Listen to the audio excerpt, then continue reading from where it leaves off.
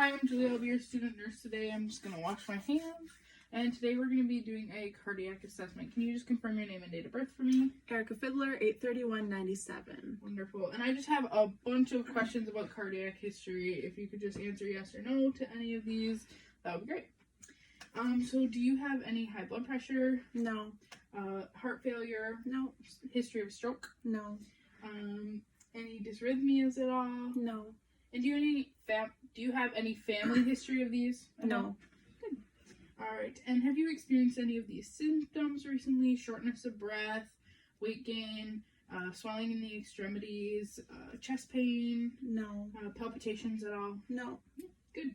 Are you currently taking any medications for blood pressure, No. high cholesterol, No. any diuretics at all? No. Water pills? No. Any blood thinners like aspirin? No. Wonderful. All right. And then I'm just going to ask you about your lifestyle to see if there are any risk factors for cardiac disorders. Do you smoke? No. Do you drink? No. What do you do for an occupation? I'm a CNA. Nice. What are your eating habits like? They're pretty good. I try and eat healthy. Good. And do you exercise at all? I do. Good. And what do you do when you exercise? I interval run and I lift weights. Good, good.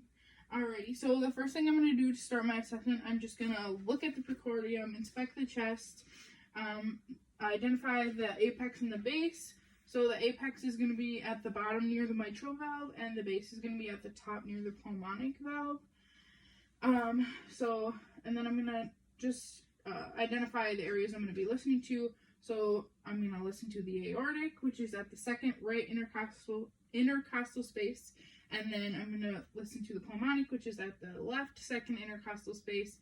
Erb's point, which is at the third intercostal space. And tricuspid, which is at the fourth intercostal space. And mitral, which is in the fifth intercostal space. So the point of maximal impulse is going to be at the apex near the mitral valve. So then I'm just going to palpate and feel for any thrills, pulsations, anything like that. And I don't feel any of those, so that's good. So then I think we're going to just start listening to your heart here. And I'd be listening more thoroughly and for longer intervals when I do this, but for video and time purposes, we're just going to listen for a short period of time. I'm going to listen for the S1 and S2 with the diaphragm of my stethoscope, and I'm going to try and identify if there's an S3 or S4 with the bell of my stethoscope.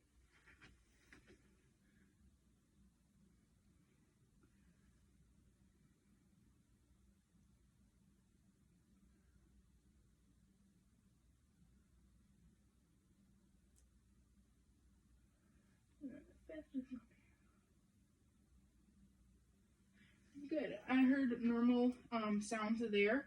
So I'm going to listen for the lub, which is the S1, and that's going to be systolic, and that's going to be at the mitral valve.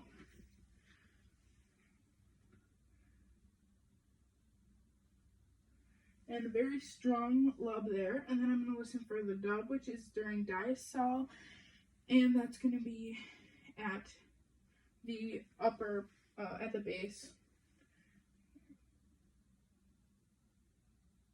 Good. Alrighty, so then I'm going to listen for an S3 or S4, and that's going to be also at the point of maximal impulse, which is the apex.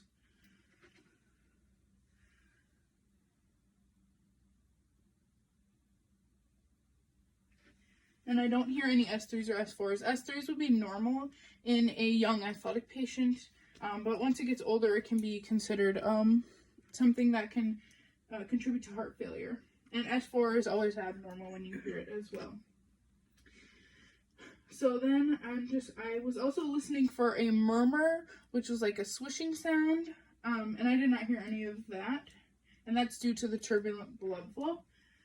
And then I'm going to listen for a pulse deficit. So I'm going to feel or palpate the radial pulse and then listen to the apical pulse to see if there's any differences between the two.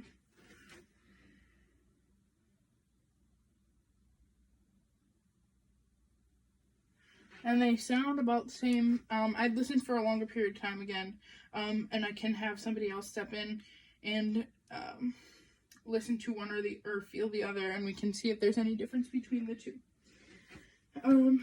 So then I'm just gonna explain about some arterial insufficiency and venous insufficiency. So with arterial insufficiency, we're gonna feel some weak, throaty pulses. We're gonna have shiny skin, hair loss, thick nails. And then for venous insufficiency, it's going to be like brown discolored skin or red. And you're going to want to elevate the legs for that to get the blood pumped back to the heart. And they're going to be maybe a little edematous and hard to palpate pulses with slow capillary refill. And then, what else was I looking for here? We're going to listen for a pericardial friction rub. So I'm going to have the patient lean forward because it's best heard. And this can be caused, it's going to sound like a sandpaper kind of scraping. And it can be caused by inflammation, fluid, or endocarditis. I'm going to listen to that at the apex again.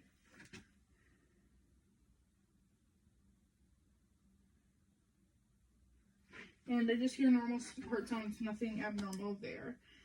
And then I'm just going to talk about how the skin should look. The skin should be pink, warm.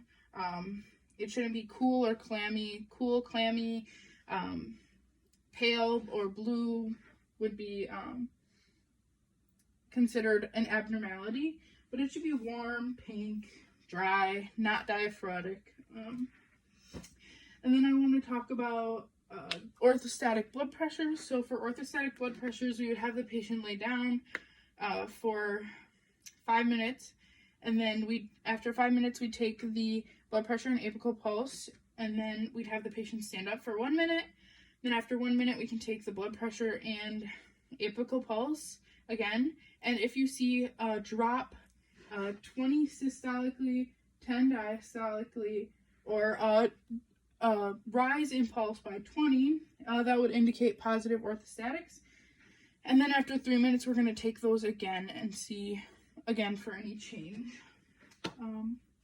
So other than that, I think we did our cardiac assessment. Obviously, when I'm in person, I will be listening for longer periods of time, longer periods of time and more thorough